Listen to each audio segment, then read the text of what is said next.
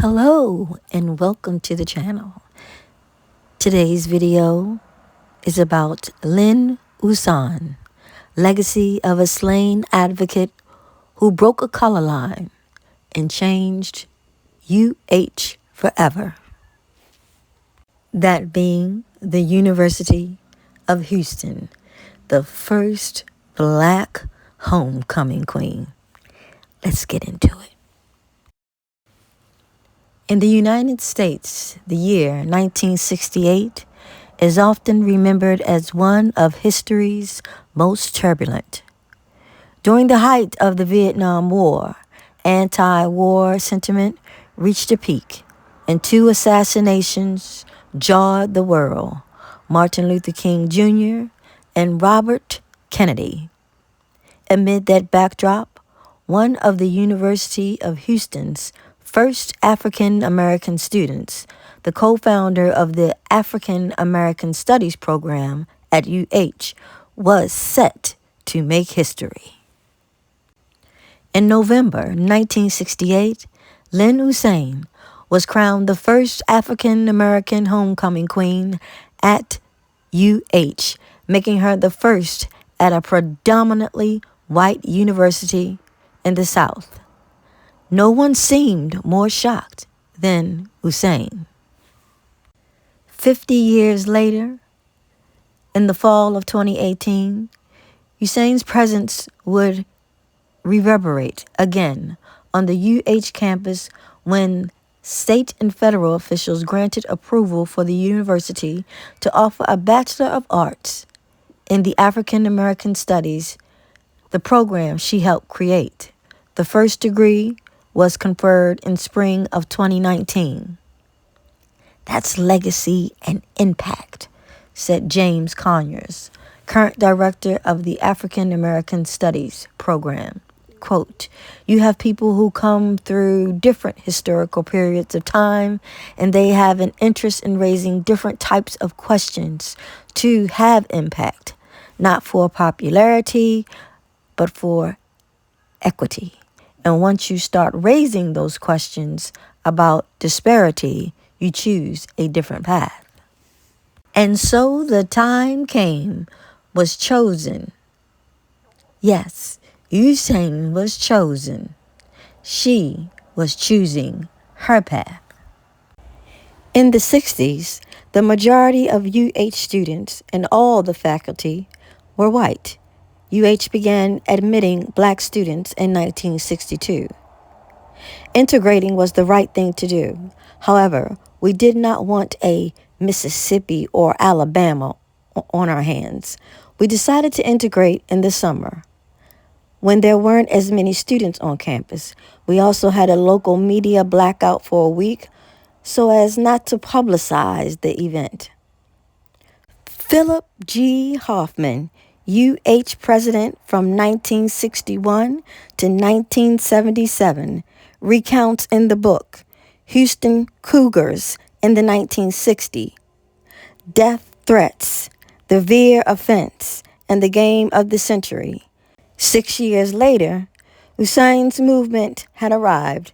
A black homecoming queen had swept to victory, largely due to efforts of those who banded together and had felt disenfranchised during the school's first 4 decades. These were students who no longer wanted to be second or third string and wanted their own cultural identity recognized and respected, said Gene Locke from East Texas, one of the first African American students at UH. Locke would become one of Usan's dear friends. He would also become an attorney with a storied career, including terms as Houston City Attorney and Harris County Commissioner. He recalls Usan's moment, her ascension to homecoming queen, as a convergence of forces. And all of a sudden, the African American civil rights movement was full force, followed by a black nationalist movement on the part of African Americans. The plight of women was now front and center, and the demand for rights for women. There was a Hispanic movement, then called the Chicano movement, that would not be denied. Locke said, "We thought of it at the time, how crazy it would be that a black girl could be homecoming queen at the University of Houston." Locke and Lynn and the handful of black students on campus were on the front lines of change on campus in the mid-1960s, and they ran her campaign with political fervor, sidestepping the queen role as a mere social distinction. For Lynn, as one of the first civil rights advocates on campus, it was the platform she needed to become a voice for change. As election night approached, Lynn sensed a victory of a different sort, telling the Houston Chronicle, "This was the first time black students on the campus have banded together and really been effective against overwhelming odds." When the big night came, Locke was there on the floor of the historic Houston Astrodome as Lynn won the title, beating the white candidates. The shock that she was actually named, "It was fantastic," Locke recalled. It belittles Lynn to think of her as a typical homecoming queen and to think of her election as a typical election. Her election was not the traditional, quote, "Let's run someone for homecoming queen." It showed the political fervor of the University of Houston. It was not just Lynn and I.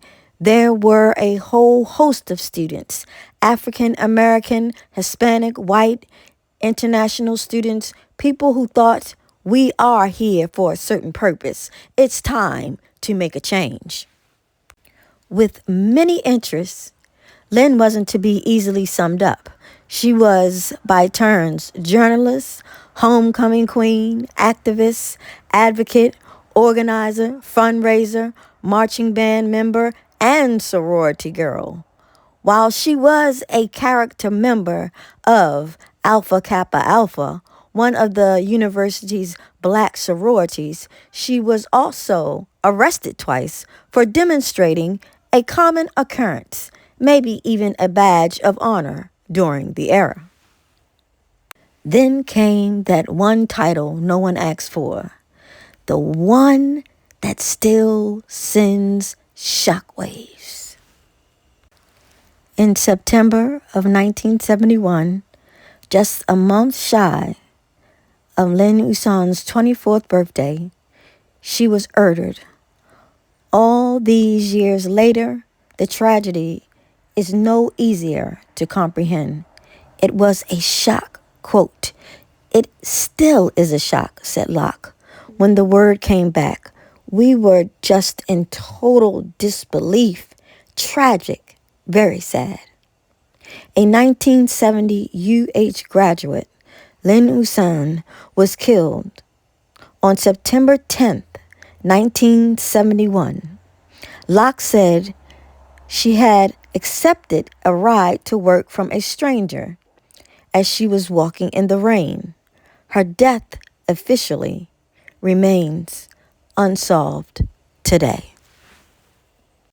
At the time, police reported that Lynn's body was found in the back seat of a car driven by Leo Jackson Jr., who had a lengthy record with 14 prior arrests for ape, assault, and armed robbery.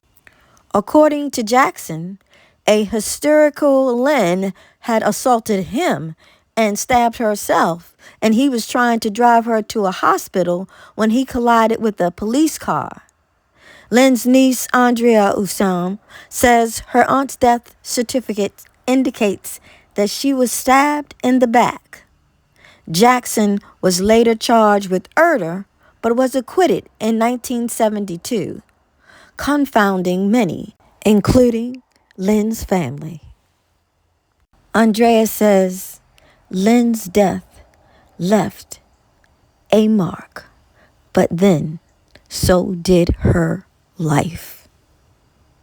A few very important things that came out of that was increased minority and women faculty members, an increase in financial aid and scholarships, said Locke, and the African American Studies program, which is now 50 years old.